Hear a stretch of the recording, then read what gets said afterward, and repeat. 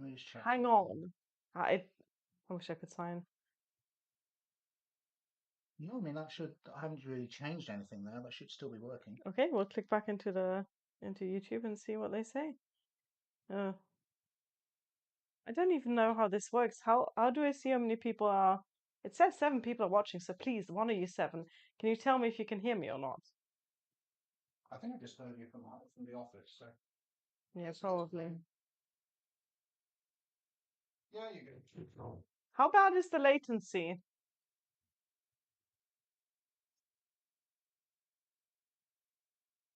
Right, let's try this again. Hello, welcome to this very chaotic Jane Austen trivia game.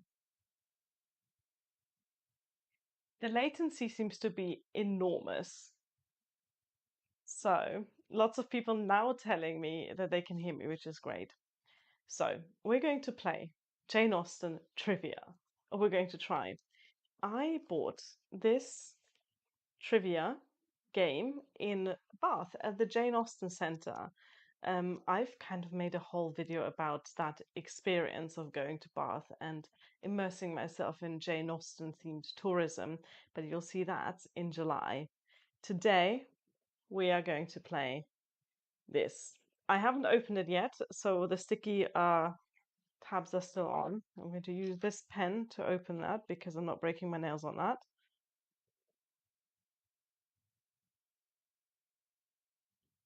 And then we'll just, together have a little game of Jane Austen trivia. I've got myself an iced tea, only slightly laced with rum. Hope you've got something to drink as well. It's incredibly warm here today, hence the sweaty face. It was 34 degrees in my part of the country today, which for any Americans watching is really bloody warm. So I'm sure we're gonna cool. What am I saying? I haven't done this in a while. You can tell I'm really awkward.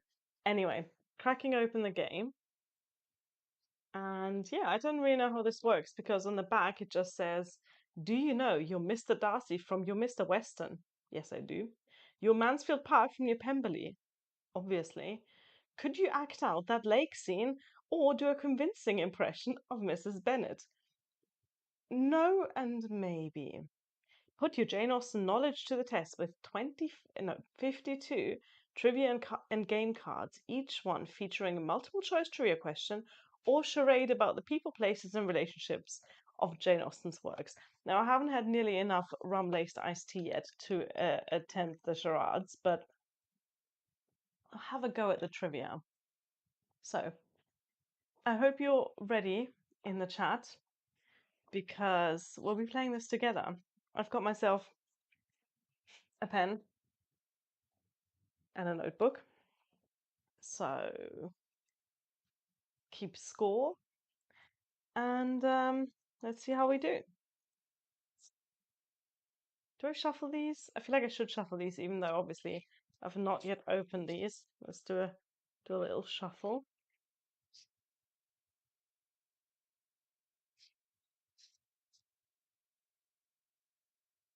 All right, and we'll start with the first card. One of Jane Austen's 3 unfinished novels. 2 are earlier works than she had abandoned. Sorry, God. Let's try this again. Of Of Jane Austen's 3 unfinished novels, 2 are earlier works she had abandoned. A third is one that she was unable to finish due to illness. What is the one she was unable to complete? And the choices are The Watsons, Sanditon, or Lady Susan. So to repeat the question, of Jane Austen's 3 unfinished novels, 2 are earlier works she had abandoned. A third is one that she was unable to finish due to illness. What is the one she was unable to complete? The Watsons, Sanditon, or Lady Susan? Now, I thought I'd be able to play along here, but it turns out it just says the answers right here on the card. I was hoping that it would say the answer on the back, so I can also guess along. Though, to be fair, this is one that I did know. You don't have to believe me. But Bill asked in chat, want me to come in and change the latency? I think we can do it without losing the stream. Yes, please, Bill. So, the Watson, Sanditon, or Lady Susan, which of these was the one novel she was unable to finish due to illness? We have 2 votes for Sanditon. That's not how a quiz works. We have 2 answers that say Sanditon. I'm going to give you a little more time to see if there are any other guesses. In the meantime, the in-house tech support is coming in to fix the latency because it's really quite bad. The word think is important, so please do bear with us, chap. I don't even know if they can hear you because the microphone's here. Yeah, probably can.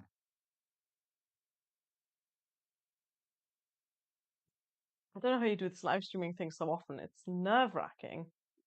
Yeah, pretty much.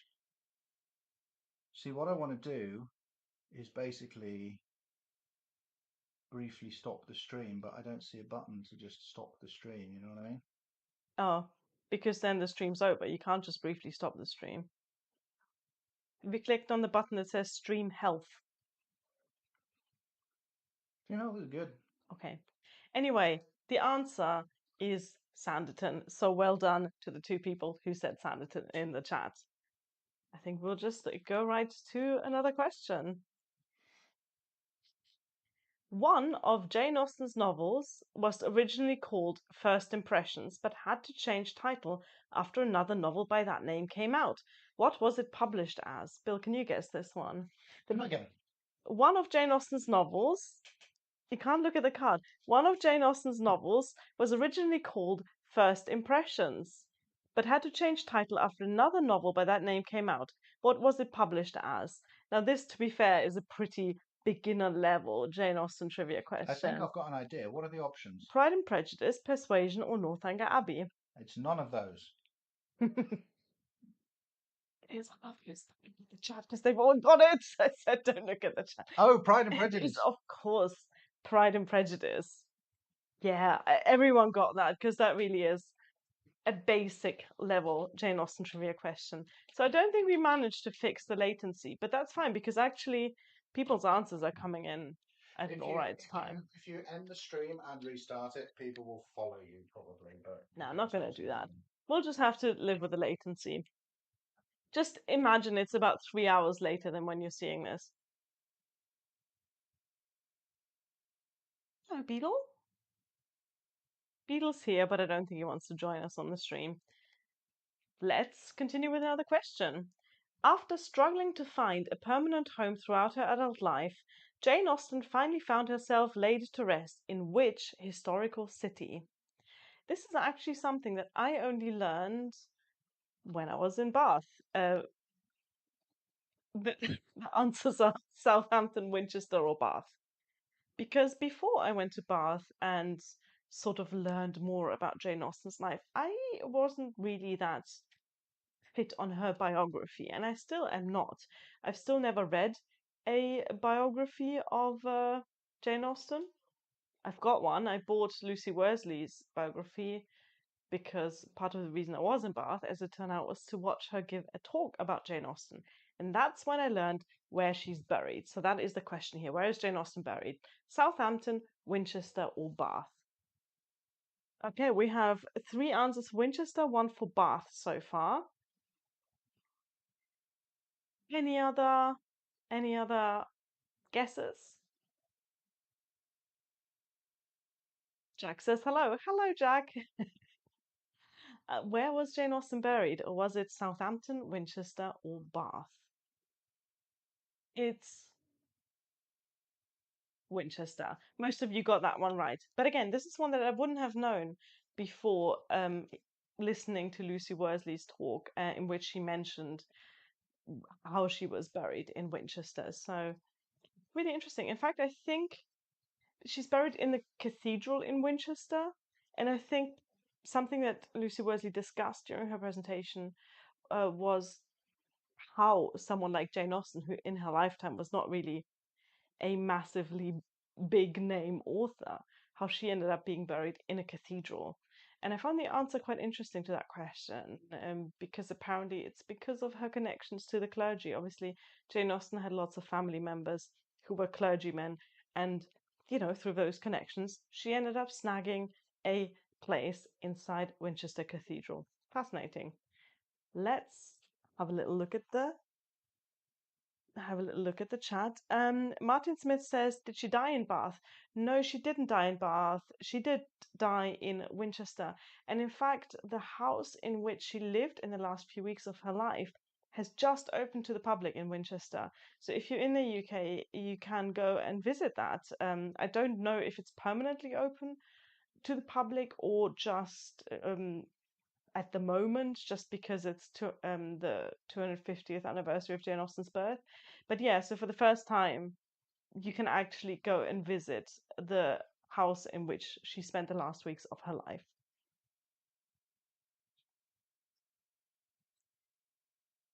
Shall we move on to another question? I really wanted to guess along here, but unfortunately, that's not possible unless I get Bill in to ask the questions again. And, bless him, he's done enough for this live stream. Maybe another time. So I'll just ask the questions and you'll have to tell me the answers. This is the next question, and I feel like a lot of people are also going to know this. Sense and Sensibility was published in 1812, but who was listed as the author? Was it anonymous? Was it a lady? Was it no author was even mentioned on the title page? So if you imagine the very first edition of Sense and Sensibility, what did it say on the cover? Did it say Sense and Sensibility by Anonymous, by a lady, or just nothing? What do you think? Let's have a look. Two people, three people are guessing a lady. And I feel like we don't really need to draw this one out because this is fairly well known that Sense and Sensibility, Pride and Prejudice, and so on were published under a lady. Actually, that's not true because the later novels were published as by the author of Sense and Sensibility, if I'm not mistaken. So, yeah, lots of people guessed that right. Let's just move on to the next one and see if this one's a bit more in depth, a bit more, for the nerds. Northanger Abbey was still untitled when Jane Austen passed away in 1817. It is quite possible Jane's sister Cassandra decided on the final title. What title had it gone by previously? Was it Catherine? Was it Susan? Was it both Catherine and Susan? Was it Dreadstone Abbey? So I actually talk about Northanger Abbey and about Persuasion a little bit in a video I did a while ago about posthumously published novels, because both Northanger Abbey and Persuasion were published together a few months after Jane Austen died. And for both books, the title wasn't chosen by her. So we don't actually know who ended up giving those titles. This question suggests it might have been Cassandra, but it might also have been Jane Austen's brother, I think his name was Edward, who ended up sending those books to the publisher, who decided on the final title. Either way, we know that Jane Austen definitely did not name these books Northanger Abbey and Persuasion. If you're interested in a little bit of that backstory, then you should definitely check out that video I did. Let's have a look at the chat for some answers. So Michelle says Catherine, Mary says Susan, Jack says Catherine. Obviously, the main character in Northanger Abbey, turned out to be Catherine, but in fact, the book had previously had the working titles of both Catherine and Susan, because at some point in the writing process, Jane Austen changed the name of the main character from Susan to Catherine. Interesting, isn't it? You always think of classic novels as books that just sort of happened, that are just there, fully formed, straight from the author's pen.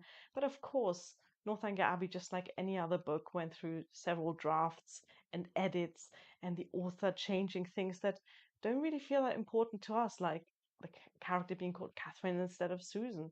Doesn't really matter to us, but clearly Jane Austen had her reasons for changing that. So, yeah, I guess that was one that definitely stumped a few because none of you in the chat got the actual answer that it was called both Catherine and Susan at some point before it was published. We know these things, by the way, from Jane Austen's letters. A few years ago, I read a collection of Jane Austen's letters, and in those she does talk about Susan and Catherine, and I think she talks about it as novelists that was giving her some trouble, and therefore it had been shelved. I mean, it is known that that's kind of out of the 6 novels that we now consider her canon, the first one to be written, even though it was, of course, the last one to be published. So this is a fun question because this is also something I only learned a few weeks ago.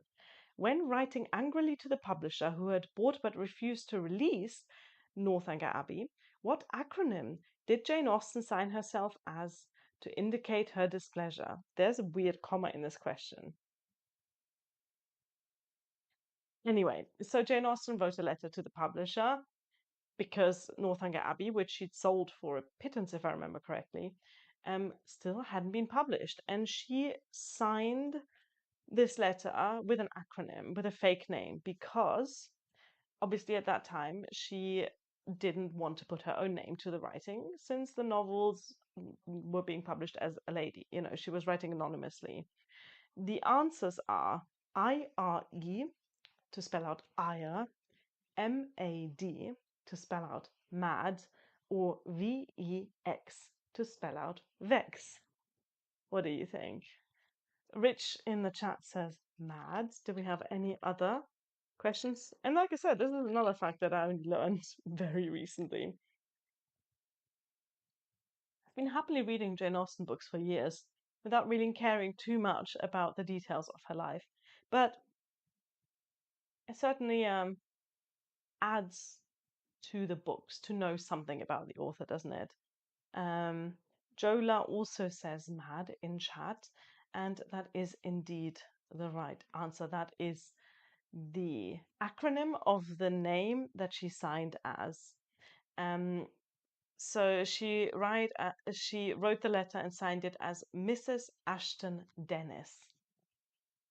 I love that name, Mrs. Ashton Dennis. That is some nerdy Jane Austen trivia. So well done to the 2 people in chat who got it right. Let's move on. Wow, this is a really long question. Although her life is known to have been sedate and quiet, and quite without the excitement that filled the novels she loved, what was the dramatic fate of Jane's sister-in-law Eliza's first husband? Jane's sister-in-law Eliza's first husband. What? I would like to see this question on a family tree, actually. So Jane had a brother whose wife had already been married to a guy. And the question that this Jane Austen trivia game wants me to know is what happened to this guy? So here are the answers. Was it either he was a British spy thought to be the basis of the Scarlet Pimpernel, or he was killed with oh god, I cannot pronounce that name, a scimitar? He was killed with a scimitar? Or he was a French aristocrat beheaded by guillotine. Michelle says guillotined. Does anyone else have any guesses for this one? I'm gonna wait again for the chat to catch up.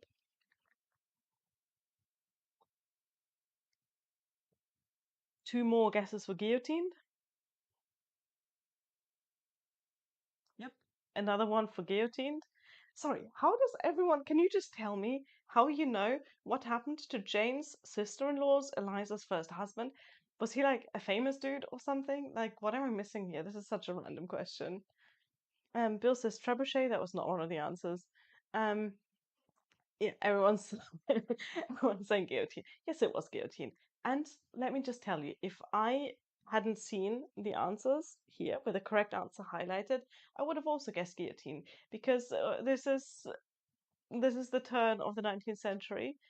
This is the French Revolution. I feel like being guillotined was not that uncommon a death if you'd lived, in the last decade of the 18th century. I love that this is a fact that actually a lot of you know, and I would really like to know how you know this. Jola says they read it in a biographical book about Jane Austen. See, there you go. That's the knowledge I'm missing by not having read a biography of Jane Austen yet. Oh, the one by Lucy Worsley. Well, fun fact, that's the one I bought and I'm planning to read in July. So, you know. Okay. Now, this one is a game. This one's not a question. So let's see if we can do that. Let me just have a look at it to see. No, this is one that you have to do in person. It's called the library game here. I think I know it as the first lines game, where basically everyone writes down a fake first line and then you shuffle that together with a real first line of a book, and then you guess which one's the real one. We're not going to do that because first of all, I think it's probably too easy for us, and secondly, you can't really do it in a live stream. So we'll just move on to the next question. Oh, come on. Oh, this is one that even my cat Beetle would know. I'm going to ask it anyway, but honestly, such a waste of time. It is a truth universally acknowledged that a single man in possession of a good fortune must be in want of a wife is one of the most famous opening lines in literature, but who said it? I'm not even going to give you the options here because we all know who said it. Right? Right.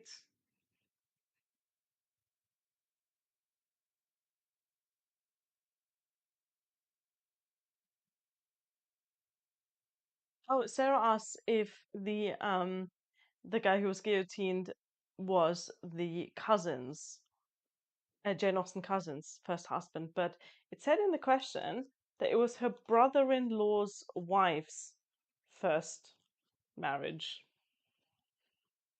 No, sorry, Jane's sister-in-law's first husband. So there you go. Her brother's wife's first husband. Anyway, so the opening line is told by the narrator, but in a Jane Austen way that suggests that this is something that maybe the Bennet family talked about. So the options here are Elizabeth Bennet, Mrs. Bennet, Mr. Wickham, and the narrator. And you might be, I guess, if you've only ever seen the adaptations, then you might think that it was Elizabeth Bennet or that it was Mrs. Bennet who said it. But no, it's the first line. It's like opening statement for this book that is then, I mean, obviously it's sarcastic in nature to say that, a single rich man must be in want of a wife. That's a sort of truth universally acknowledged. Is it though, or is it just a truth acknowledged by one Mrs. Bennet and maybe some of her daughters? Yeah, yeah, as someone in chat said much more eloquently, the narrator, but it's supposed to show Mrs. Bennet's way of thinking. That's exactly it. It's the narrator, but in a sort of snarky, sarcastic way that's, oh, look, you've all read the book, you know what I mean. Let's move on to the next question. In Pride and Prejudice, what game does Mr. Darcy play with the Bingleys and the Hursts at Netherfield? Oh, I love this one because there's no way I would know this. The options are whist, strip poker, Lou, and Piquet. Oh, please, I want to see a Jane Austen adaptation with Mr. Darcy, the Bingleys, and the Hursts play strip poker at Netherfield.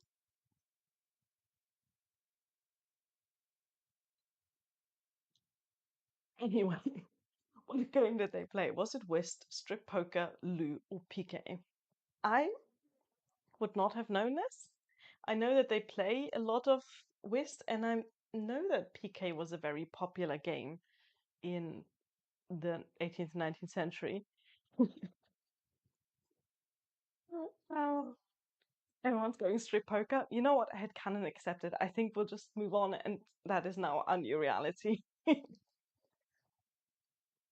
Well, in case some of you actually do want to know the answer, apparently it was Lou, which no one guessed. So let's just retrain our brains and just imagine that scene. They're all playing strip poker. Love it. Yes. I'm enjoying this game so far. I hope you're as well. I don't even know how many questions we're in. I hope you're keeping score of your own points here. And because at the end, one of you has to tell me who the winner was, and I'll just believe you because, I have no way of verifying. Oh, this one's way too long. Right.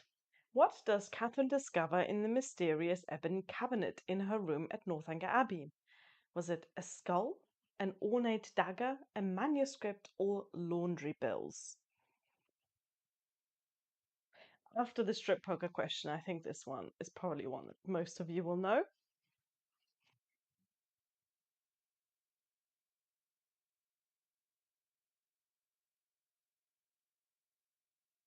What does Catherine discover in the mysterious ebony cupboard in her room at Northanger Abbey? A skull, an ornate dagger, manuscript, or laundry bills? Yes, the answers are starting to come in. Everyone's saying laundry bills because that is absolutely the correct answer. Spoilers if you haven't read Northanger Abbey. And it's one of the many ways in which Northanger Abbey is just the funniest of Jane Austen's book. That she has this whole story in her head about Northanger Abbey and about the Tilney family. Again, I'm trying to make this as spoiler free as possible. And she goes searching this old house for clues that something horrible and dreadful has happened. And she just keeps finding little, boring, mundane domestic things. It's wonderful. I've got a whole video about Northanger Abbey coming up in July, so keep an eye out for that. I think it's going to be out sometime mid-July. But if you're a fan of Northanger Abbey, you should watch it. If you're not a fan of Northanger Abbey, you should also watch it. It's a good video and it's a good book. Right. Ad break over. Let's move on to the next question. In Sense and Sensibility, Coombe Magna is the country seat of which character? Hmm. Is it Colonel Brandon, Mr. Willoughby, or Henry Dashwood? So Coombe Magna. We have a lot of different country house names all over Jane Austen's novels. And Sense and Sensibility probably has the most men with the most country houses because every dude in that novel has his own little estate. And yeah, who does Coombe Magna belong to? Let's see if chat has already started to answer that. Oh, people are still talking about Northanger Abbey. Yes, I'm glad that you share my enjoyment for this book and the hilarity of Catherine going on a little hunt for clues and just not finding very much. All right, we have two answers for Willoughby.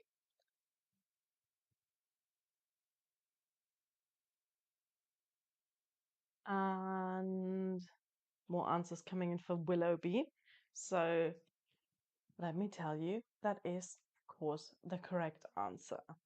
And one of the scenes in Sense and Sensibility, the adaptation that really sticks in my head, that's, I think, the 1995 film adaptation, is when, what's her name, Kate Winslet, as Marianne, stands on the edge of Brandon's estate and looks out to Coombe Magna, and she sees Willoughby's estate in the distance because they're practically neighbors, which, is going to make for a really awkward sort of, first years of living there, I guess. And yeah, but yeah, it's. I don't actually know if that scene is in the book. Can't remember. It's been a while since I last read Sense and Sensibility. Let's move on to the next question. Oh, this one's easy. Um, we're not going to do that one. Everyone's going to know this. Aha, this is a fun one. Which of these characters is proposed to only once? Is it Anne Elliot, Fanny Price, Emma Woodhouse, or Catherine Morland? I should also point out that they misspelled the name of Anne Elliot on this card. Really, call yourself a Jane Austen trivia game and quiz. So which of these characters only gets one marriage proposal? Anne Elliot, Fanny Price, Emma Woodhouse, or Catherine Morland? And also, let's see if we can get a little list of all of the proposals that these characters have had, because apart from one of these four, all of them have had at least two marriage proposals, which seems to be kind of standard for Jane Austen heroines. For example, Elizabeth Bennet gets two, three, in fact. Damn, she gets three marriage proposals in a single book. Nice going. Right, we have some answers in. We have 3 votes for Catherine and 1 for Anne Elliot. Now, if you said Anna Elliot, then I think you're probably forgetting a major plot point about persuasion, because Anne Elliot obviously turned down a first proposal, and that's the whole reason why she's a bitter old maid at the ripe old age of 27. Lots of people saying Catherine, and that is in fact the case, which is probably good because Catherine's only like a tender 17 or 18 years old um, in Northanger Abbey, so it's probably the right number, if slightly above average, of marriage proposals to have received as a teenager. Fanny Price. Oh, by the way, we're spoilering Jane Austen novels here. I should probably have mentioned that at the beginning. Fanny Price gets proposed to by what's his face? Henry. What is his face? You know the guy. Yeah, the guy. Um, uh, and then by the other guy, Edmund Bertram. You can tell I'm a huge fan of Mansfield Park. Emma Woodhouse probably has one of the best turned down proposal scenes. I know people love the first proposal in Pride and Prejudice. Henry Crawford, thank you. Yes, that's his name. Um, Anyway, so yeah, Emma Woodhouse gets proposed to by Mr. Elton and doesn't just turn him down, but is outraged that he even dare to think about that. I love that. She's so snobby in that book, but you know what? He deserves it. And yes, Catherine Morland, she only gets the one proposal and lives happily ever after, as she deserves. So,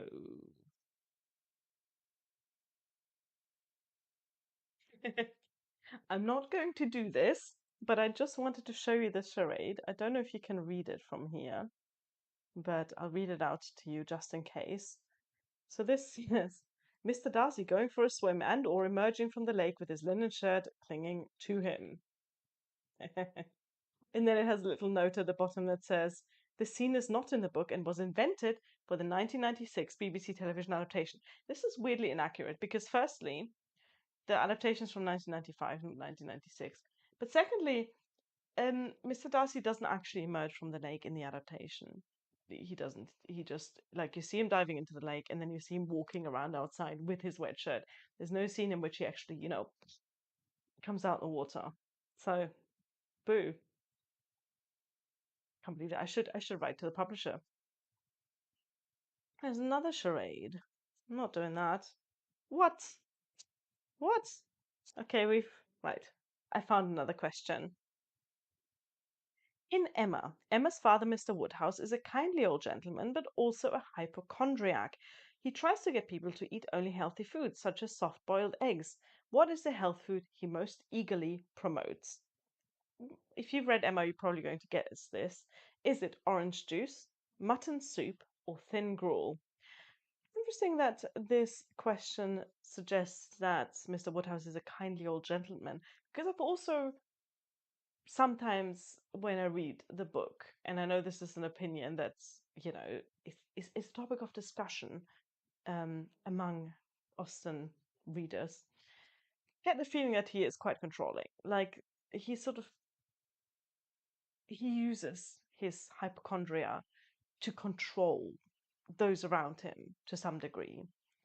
Um, and people are humoring him because he's not just a nice old gentleman, but also obviously extremely rich. The squire in his little neighborhood. He's the big guy, and yeah, I do wonder sometimes if he doesn't abuse that power that comes from people seeing him as a frail, old, scared man. Yeah, this is something that also a lot of adaptations interpret in different ways. What do you think? Anyway, as everyone in the chat guessed rightly, his favorite health food is thin gruel, which I've never had and probably don't want to. I think is it made from oats? Is it basically just porridge? Because porridge is fine, but thin gruel sounds disgusting.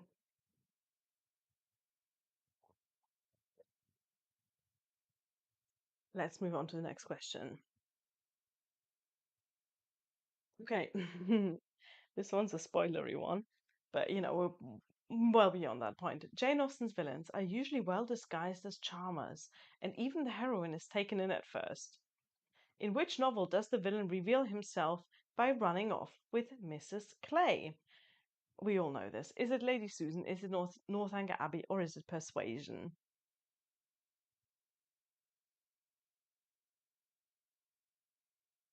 Yes, yes, you're all right.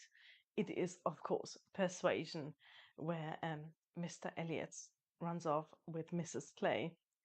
But can I tell you what my favorite villain is? Who is so petty and the heroine's not charmed by him for even a moment. Um, it is, of course, in Northanger Abbey. What's his name? I really cannot remember names today. Mr. Thorpe. He's so funny because he's trying so hard to charm and he just fails. And Catherine, even though she's so naive, even though she's so ready to believe Isabella's nonsense, when it comes to her brother, she just has no patience for him. I think he's one of the funniest villains that Jane Austen has ever written. Love him. Yes, everyone in the chat guessed persuasion for that question. We need to really up the level of difficulty here, and you really are a bunch of nerds. Right. Elopement, marriage without parental consent, was considered scandalous in Jane Austen's time and was illegal when the bride was under 21. I actually didn't know that it was illegal for under 21-year-olds. There are elopements in each of these novels, but which one features three elopements? Was it Mansfield Park? Was it Persuasion? Or was it Pride and Prejudice?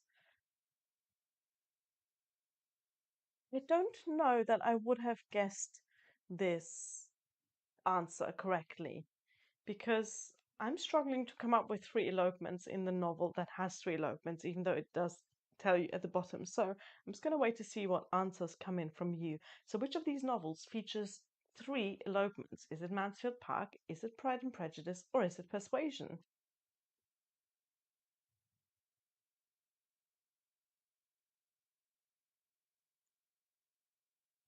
We've got one answer for Mansfield Park. Bonus points if you can name the three elopements.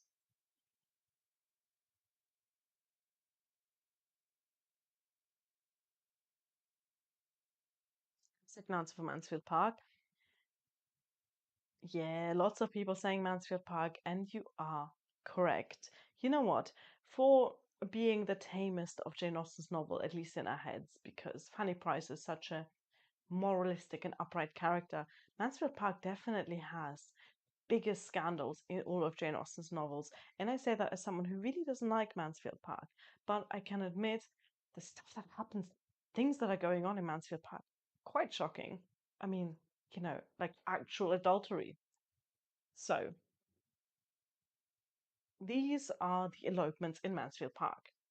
Maria Bertram and Henry Crawford. That's obviously the big one. That's the one that you'll remember. Um, Mary also says Fanny's mother. That's correct. That's the other one. Francis and Mr. Price. And this is obviously before the main events of the novel start. And the other one is Julia Bertram and Mr. Yates, which I'd completely forgotten about. Completely. But yeah, of course. Um, Wait, which one's the sister that actually cheats on? Do I need to reread Mansfield Park? Maybe. Maybe I actually have to. I don't know. Yeah, Mansfield Park has a lot of very shocking themes, such as adultery and the working class. Not really the working class. There's no working class characters in Mansfield Park. When we go and see Fanny's family in, is it Portsmouth or Southampton? They're not working class. Like they have a maid. They're lower middle class. But still we actually get to see a little bit outside of that very thin sliver of society that Jane Austen writes about in her books. Let's have a little look at the chat and see what they're saying. Um, Okay, someone said, I just searched in the book, but I couldn't find it. I could swear that John Thorpe proposed to Catherine, but in such a confusing way that she didn't get it. Do I remember this totally wrong? You know what? I think you might be right. There's definitely a scene in which he sort of talks at her as if they're already engaged, and she doesn't quite catch on to that. But I also am not sure if that would count as a proposal. But you know what? It probably does count as a proposal, which means that the previous question was actually wrong. Catherine does receive a second proposal. I'm sure people who remember Northanger Abbey much better than I do, even though I genuinely only reread it this year, will be able to answer that question in chat.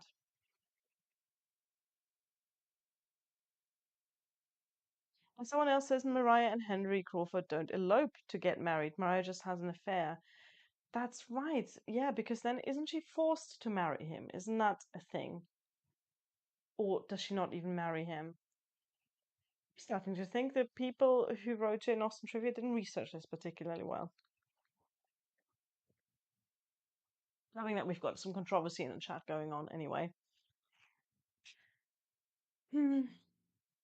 I guess I still need to study up a little bit before I can use Jane Austen as my specialty subject on Mastermind. That's never going to happen. Right. Next question. Jane Austen often focuses on relationships between sisters. Eleanor and Marianne Dashwood are very close. Lizzie Bennet has 4 sisters. She has. At the end of Mansfield Park, Fanny Price fetches her sister from relative poverty in Portsmouth, and she becomes a firm favourite at the park. What is she called? So, what is Fanny Price's younger sister called, who is really the only one of Fanny Price's siblings that, no, actually not true. It's not the one of Fanny Price's siblings that has any distinction because she's very fond of her brother, William. But yeah, what's the name of the sister that gets a bit of attention and then at the end, basically comes back with Fanny Price and lives at Mansfield Park? Yes, it is Susan. I didn't even give you the options here because you all would have guessed it. The options were Susan, Kitty, or Harriet, but it is in fact Susan. um, Back to the proposal or not controversy in Northanger Abbey. Mary says John Thorpe did not ask, he assumed. Yeah, he does that a lot, doesn't he? Um, and Tim says after Isabella Thorpe gets engaged, John Thorpe suggests to Catherine that they do the same, but he isn't very clear. Yeah, so it's probably a question of interpretation. But maybe the question writer there should have picked another answer because there are other heroines that only get proposed to once. For example, Marianne Dashwood might have been a good one to put on that question because she nearly gets 2 proposals but doesn't, right? Famously, Willoughby doesn't actually propose to her, even though everyone assumes he does. So that might have been a nice option to have on that question. Nope, that one's boring. That one is too close to a question we already had. Yeah, everyone knows this one. Okay, this one is also one that we'll know, but you know what, before I just go through all of them. In which Jane Austen novel are the marriage prospects of the daughters handicapped by the fact that their father's estate is entailed? Brackets can only be inherited by a man. I'm not going to give you the options for that because everyone knows this. The entailment is a major part of this book's plot setup.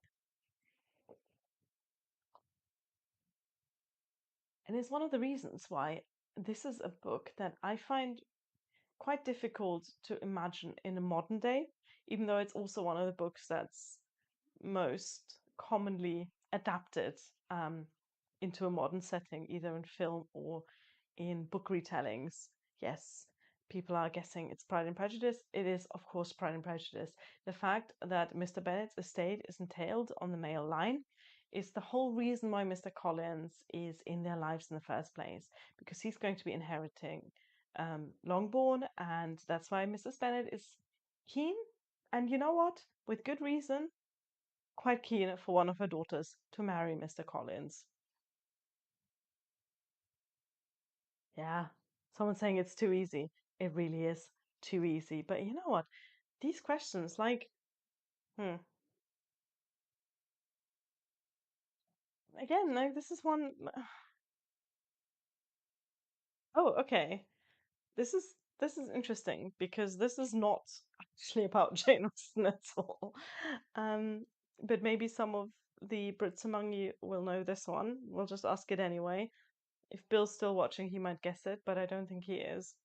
Which classic British sitcom has episodes named Ink and Incapability and Amy and Amiability in reference to Jane Austen? Is it Only Fools and Horses? Is it The Good Life? Or is it Blackadder? Um,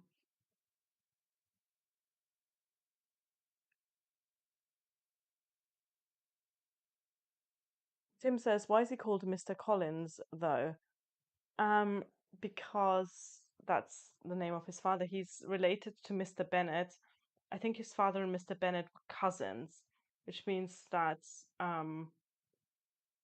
perhaps Mr. Collins's mother was Mr. Bennet's aunt, and therefore, if she married a Collins, then that would be the reason why Mr. Collins is called Mr. Collins. Bill answered, sounds Blackaddery, but I don't know. It is in fact Blackadder. Is this where I admit that I haven't actually seen Blackadder? I mean, I've seen clips. I've maybe seen a single episode, but yeah.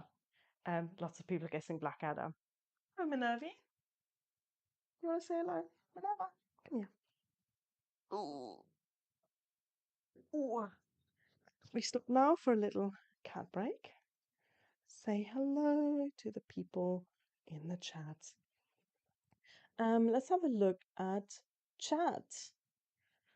Yeah, lots of people are saying Blackadder, and Jack points out it's from the third season of Blackadder. I think there are four in total. This is all, both before my time. I mean, I say that like, yeah, Jane Austen's also before my time, but it's, yeah, I don't know. It doesn't really call to me. So, yeah. Right, Minerva, shall we ask another question? What have we got here? Oh, we need to trim those claws. Um, I was only a stop on her way to the sofa. The city of Bath features heavily in Jane Austen's life and works. In only one of her full-length novels does not a single character go to Bath. Which one? Oh, that's a good one. Is it Pride and Prejudice? Is it Mansfield Park? Or is it Northanger Abbey? Probably wouldn't have guessed this one. So only one novel doesn't have a single character going to Bath. Is it Pride and Prejudice? Is it Mansfield Park? Or is it Northanger Abbey? Um,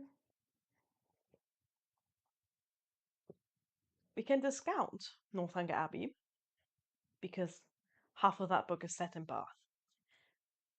But does someone go to Bath in Pride and Prejudice or in Mansfield Park? If you know the answer to that, at least which character goes to Bath in the other book. So far, we have two guesses for Pride and Prejudice and two guesses for Mansfield Park. Um, yeah, we have more guesses for Pride and Prejudice, which, by the way, would have been my guess as well, because I feel like I remember Pride and Prejudice relatively well, and I don't remember anyone going to Bath. And that is, in fact, the correct answer. But that makes me want to know who goes to Bath in Mansfield Park. Is it is it maybe like Mr. Norris or something for his gout or something like that? I might be making this up. But yeah, if you know who goes to Bath in Mansfield Park, do write in the chat. I'm curious about this.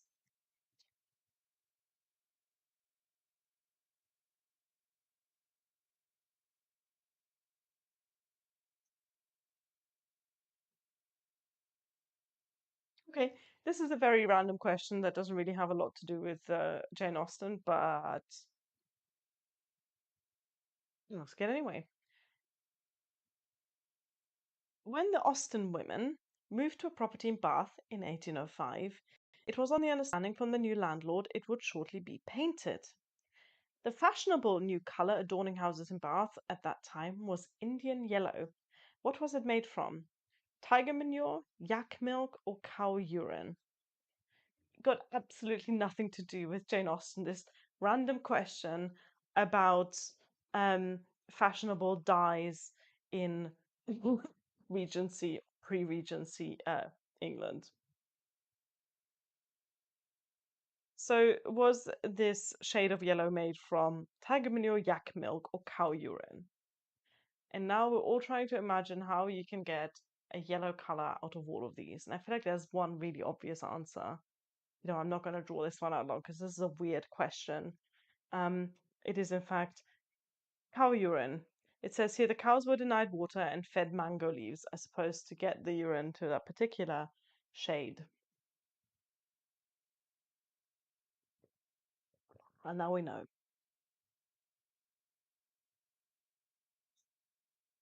Surprising number of you know this. Why do you know this?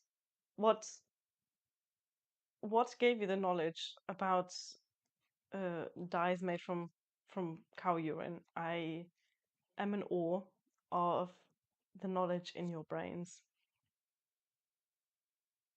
Okay, I think this one is also one that most of you will know. Jane Austen had no option but to dedicate Emma to someone of whom she thoroughly disapproved. Who was it? I'm not going to give you the options here because, again, I feel like most of you already know who Emma was dedicated to.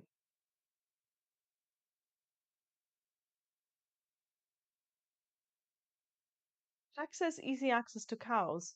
Jack, what have you been getting up to since moving to the countryside?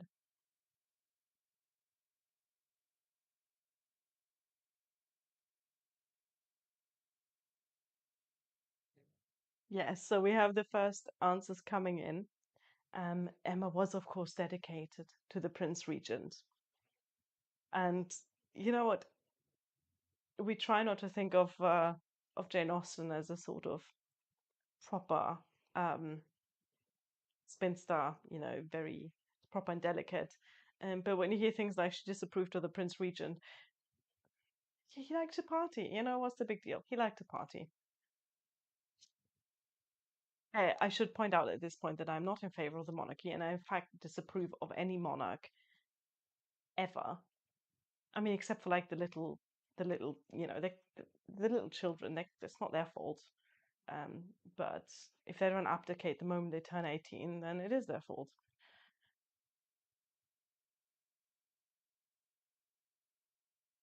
Okay, this question is a bit more, I guess, of a guess, because how would you know this? The first print run of Sense and Sensibility was undertaken at Jane's own risk. In a form of self publishing quite common at the time, if no copies sold, she would owe £180, more than her entire annual income. How many copies of Sense and Sensibility were printed? Was it 100, 750, or 1750? Sense and Sensibility, obviously the first novel that Jane Austen actually managed to publish, since, as we discussed earlier, the script for Northanger Abbey just sat at the publisher for ages before being sent back to Jane Austen eventually. Oh, I'm glad the chat is still enjoying some in-depth discussion on cow urine.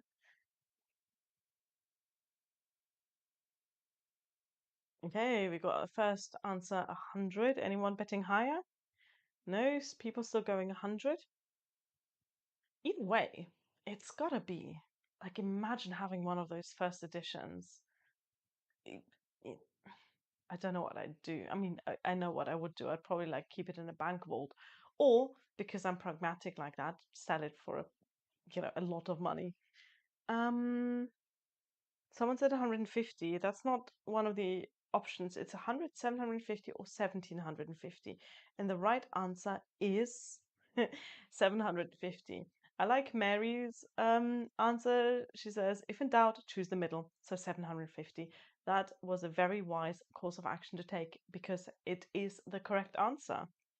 Okay, right. We've been doing this for an hour, so I think we're gonna come to an end. Let's do a few more questions and then we'll wrap it up here. Aged 15, Catherine Morland in Northanger Abbey had by nature nothing heroic about her. Rather than read books, preferred horse riding, cricket, and what other sport? Was it golf, baseball, or tiddlywinks? So, what sport, other than horse riding and cricket, did Catherine Morland like? Golf, baseball, or tiddlywinks? I can say I've not played any of these sports ever, and I'm not 100% sure on what Tiddlywinks actually is, because it sounds like a made-up British thing, but it's probably like a legacy sport that's been played at Eton for 470 years or something, and I expect Boris Johnson has a medal in that somehow. Lots of people saying baseball, and one guess for Tiddlywinks. I know there's Brits in the chat. Can you please tell me if Tiddlywinks is a real thing and what it is? Okay, so answers seem to be evenly split between Tiddlywinks and baseball. No one, not a single one of you, thinks that Catherine Morland played golf. Correct. I'm just imagining her in a little cap. Yeah, she didn't play golf. She, in fact, played baseball. I also would not have known this. And it also has a little annotation that says there's no explanation of how closely baseball, played by Catherine Morland, resembles that played today by the Toronto Blue Jays, which I can only infer are a baseball team from Toronto. I have never played baseball. I don't know how it works. I've never played cricket because it's just confusing. So I absolutely have no opinion on the matter. Thank you, Jack. So Jack very helpfully answered the question, what is tiddlywinks? You try to tiddle a wink into a pot. That clears it up. Wonderful. Thank you. Ah.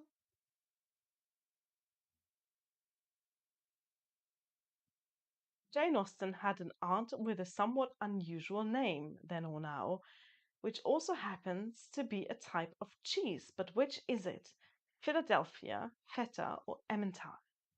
What was Jane Austen's? I mean, this is getting silly now. What was Jane Austen's aunt called? Was it Philadelphia, Feta, or Emmental? Just saying, if my mother had named me Emmental, I'd be going by Emma.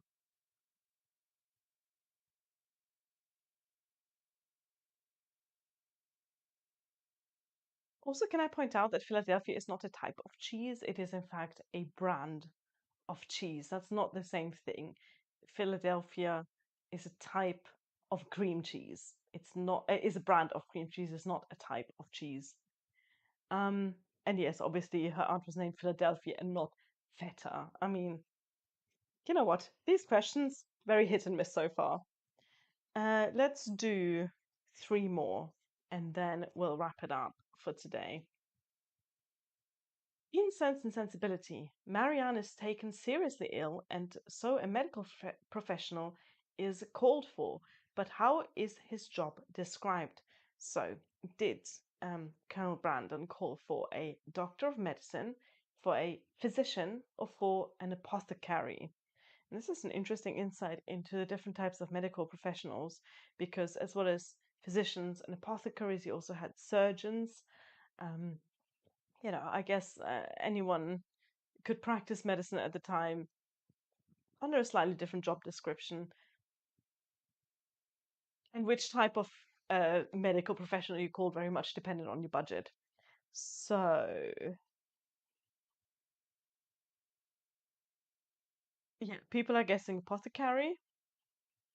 One guess for physician so far. Two guesses for physician so far. It's definitely between those two. No one's guessing doctor of medicine, which, yeah, that just doesn't sound like a 19th century thing. Um, it is indeed an apothecary, which I actually cannot remember if that was a higher rank than a physician or a lower. Like, was it cheaper to get an apothecary or cheaper to get a physician? If you know this, then do let me know. And meanwhile, the chat is still mostly discussing cheese. Someone's saying they vote for the best cheese, Emmental. What is wrong with you, Emmental? Like, no, it's just bland. I mean, I'm sorry. I'm sure really good Emmental is not just bland, but surely among like out of feta Emmental and cream cheese, Emmental is at the bottom of the list, right?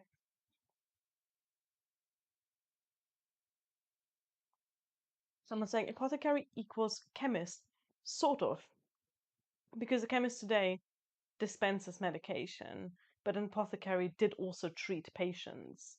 Um, I don't think they did surgery because that was the job of the surgeon. Surgeon in job in rank was definitely below a physician. I feel like the physician was probably the highest, most impressive rank of medical professional. You know what? Why don't we just Google this? Because I don't like leaving historical questions um, open in these kinds of videos. So let's Google, and I specifically Google and not ask AI. Let's Google physician, apothecary, difference, 19th century.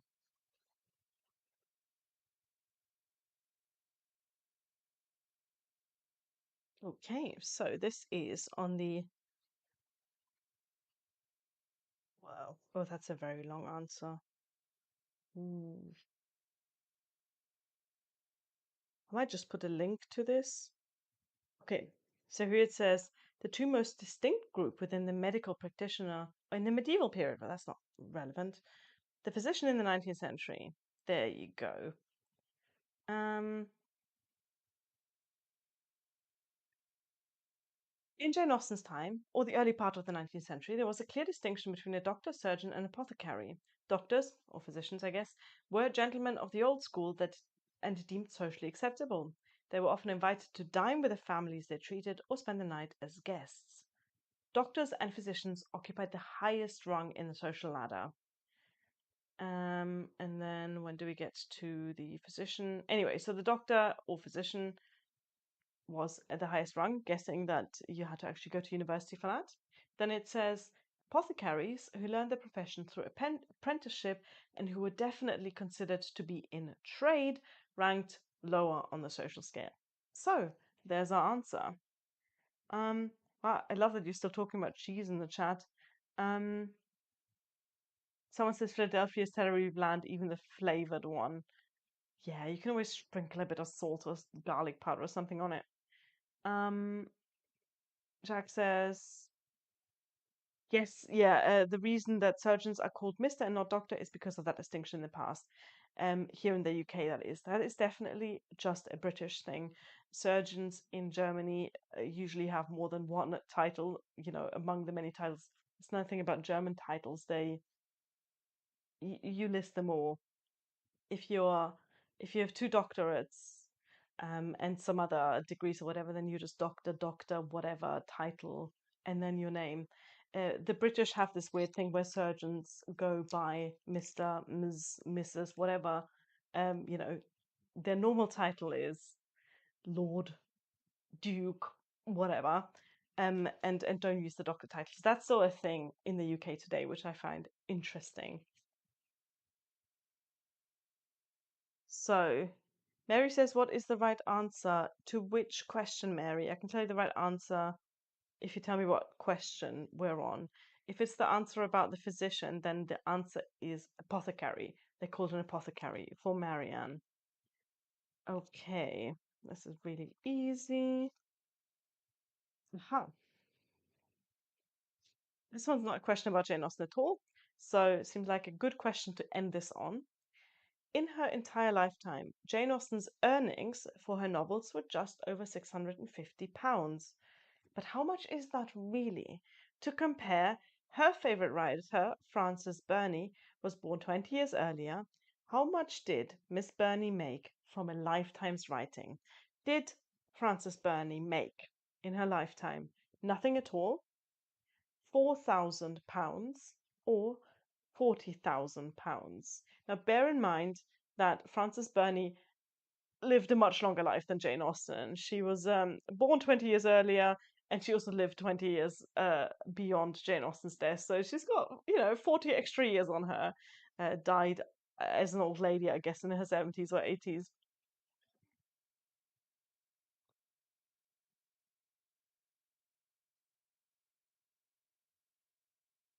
So, what do you think? What did Fanny Burney make from her writing? Was it nothing? Was it £4,000? Was it £40,000? £40,000, I should point out, is an absurd sum of money to make from any profession in in a 19th century context. We have a few guesses for 4,000 and we have a few guesses for 40,000. No one thinks that she didn't make any writing from her money, which is correct. The right answer is she made £4,000. So that is still a magnitude above what Jane Austen made as a writer. I don't know much about Fanny Burney. I know that her books were massively popular in her time, unlike Jane Austen's books. Jane Austen's books didn't flop, but she was not among the biggest writers of her time, among her contemporaries. Whereas Frances Burney was a big best-selling author. And as previously said, Frances Burney lived a lot longer and I'm fairly certain wrote more books than Jane Austen. I haven't read any of them. At some point I will, but they're all like this big. So one day. Right. We'll leave it at that. This is the pile of questions that we went through, although some of them I did skip because some of them were really quite dull, or way too easy, or were charades. And as we've established, I'm not drunk enough for that. So here's what we've done. This is the cards left in the pile. This was the first time playing the Jane Austen trivia game. I think it would have been nice to have more questions in there because in about an hour we kind of went through most of them. What I like about these is that they've got cute little designs on the back. And I think they've got cute little designs on the back specifically so you can play other games with them, so you can use these as playing cards. Yeah, they're quite pretty.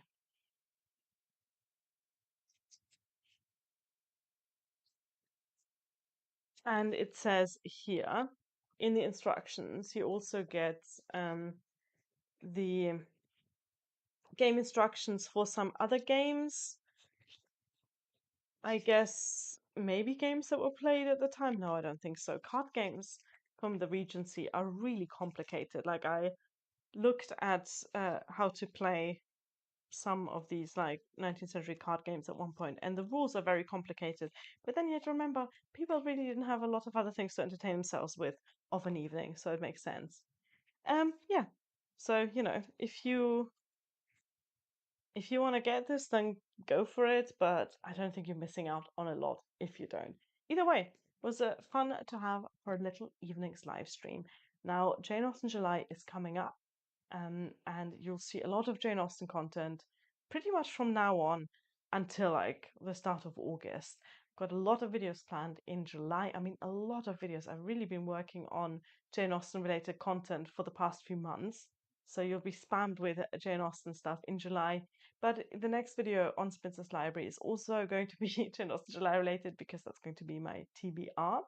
So keep an eye out for that. And yeah, you think about your own Jane Austen July TBRs if you are going to be participating.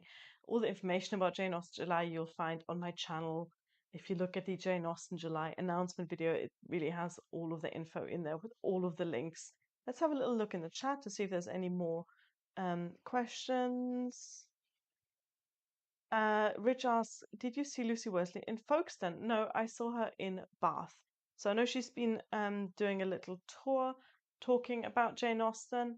I know that she did at least one gig in London, but I went to see her in Bath, which was a really nice surprise. I didn't know that was going to happen. That was actually Bill's birthday present for me. So that was good fun.